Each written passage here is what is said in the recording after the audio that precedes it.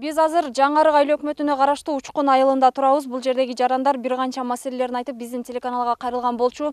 Алардын эң негизги көйгөйү бул тургундардын кооптуу аймакта жашап жаткандыгы болууда. Өзүңүздөр көргөндөй, айылдын бул тарабында көчкү түшүү коркунучу бар. Тагыраагы 15 үй бүлө дал ушул көчкү түшүү коркунучундагы жерде күн кечирип келатат.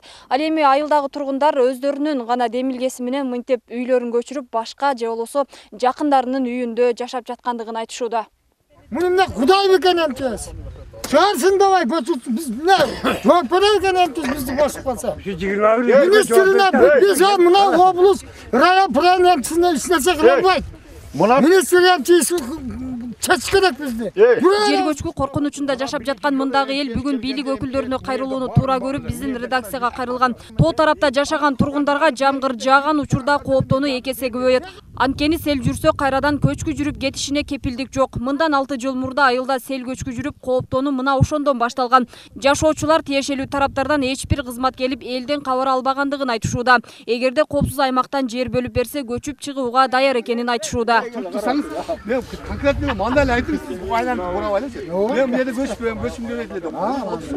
Анан сүргүз салабыз десе, бул жердегилер коркобуз да, мисалы. Мен бир үй салышка дараметим жетпейт. Бул жерде жашаган эми айылда көрүп 5-6 дан малыбыз бар, 5-6 дан коюбуз бар дегенде, ону менен иш бүтпөйт. Азыр. Анын үстүнөн бизге бере турган жер мына кайракы жер. Эми азыр сулуу жерди көрүп атасыңар, сулуу жер жок, кайракы таштагы жер экен. Ол жерге барышка бардык эле ынтызар. Ошо жер болсо, мен мисалы ылдырак жылып, канча сом пул кетет. Негизи ошол сиздер көчө турган жерди белгилеп, мисалы уруксат берсе, сиздер көчүүгө даярсыздар да? Даяр. Бүт эле жаштар туруп атпайбы? Азыр үйсүз бардык. Эми эртең бирсүнү кетишет буларам, иш издеп. Бул жердеки фундамент куйганы барышат, бу жердеки балдар шору жок. Башкага барат, бүт мандикерчиликке кетет. Бул жерде дыйканчылык кылайын десең, сулуу жериң жок, кайракы бүттү. Өзүңөр ham көрсөңөр бүт эле сел басып жатат. Аны жерде жолдо келатып көрсөңөр керек. Айрым жашоочулар тынчсызданып үйлөрүн көчүрүп, туугандарынын үйлөрүндө жашашат. Эң кызыгы бул аймактын коркунуч жаратып жатканын тургундар 6 жылдан бери айтып келсе да, аны өзгөчө кырдаалдар министрлиги кооптуу аймактардын катарына кошо элек. Ушул себептен да бул аймакка көңүл буруу жок эсе дешет жергиликтүү тургундар. Министрлик атайын адистерге текшертип, аймактын кооптуу экендигин билиши зарыл дешүүдө. Аябай кооптуу болуп калган, чоң болупчу. Жамгыр жааганда жан толгон малды апасына эми кооптуу болуп коркуп турабыз. Анын аркысы жүргөндө мектеп дагы корон дагы басып калган. Ол сайыздуу мезгил эле, сарап аткан. Азыркы бул эми кайсы күнү кете апасына болуп атат өзүнө. Келет да айыл өкмөт шайланып атканда элди проблема чечебиз дейт. Келген бойдон ошо бойдон кала беребиз. Мына дагы 5 жыл өтүп кетти. Жок. Биз эми ошо кооптон коркуп сиздерге кайрылдык ынтымак. Мамлекетте ушуну чагылдырса, президент эми жогорку жердеки адамдар ушуну ойлонуп бир жардам берер деген ойда силер чыкырдык эле.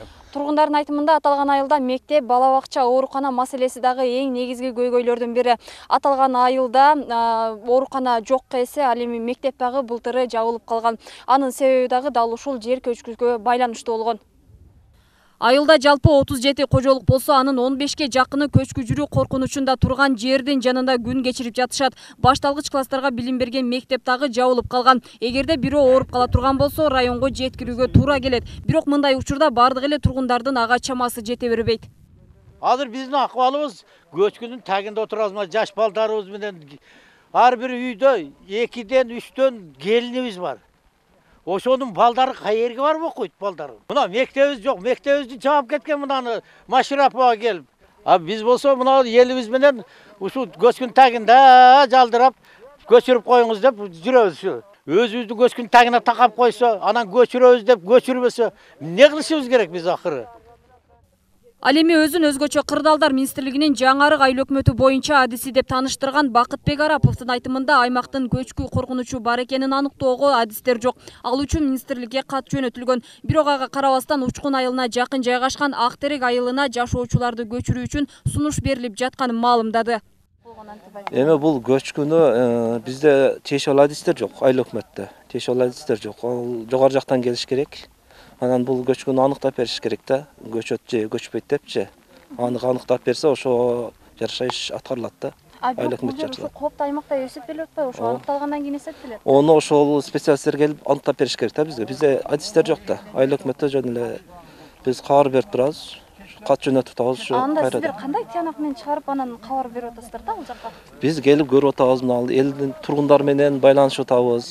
Жаан чачын болгон убакытта тынчсыздарбы деп ушундай байланыш телефон аркылуу келип мындай жамгыр жааганда ушу кабар алып турабыз ушу. Координациялык кеңештин мүчөлөрү Эске салсак, буга чейин өкмөттүн Ош облусундагы өкүлү Жарасул Абдырайымов координациялык кеңешме өткөрүп, анда облус аймагында кооптуу аймактар боюнча маселелер каралган болчу. Жыйында облус аймагында 2492 жаран коопсуз аймакка көчүрүлүшү керектиги айтылган. Ал эми өкмөттүн өкүлү жакынкы убакта кооптуу делген аймактарга барып, жеринен таанышып, чара көрөөрүн маалымдаган эле. ар бир кишиңиздерди караңыздар. Ар бир үй бүлө менен персонально сүйлөшүп чыгыш керек. Мимоза Жаныбек кызы, Айбек Үсөнұлы, Мирбек Конобаев, Ынтымак.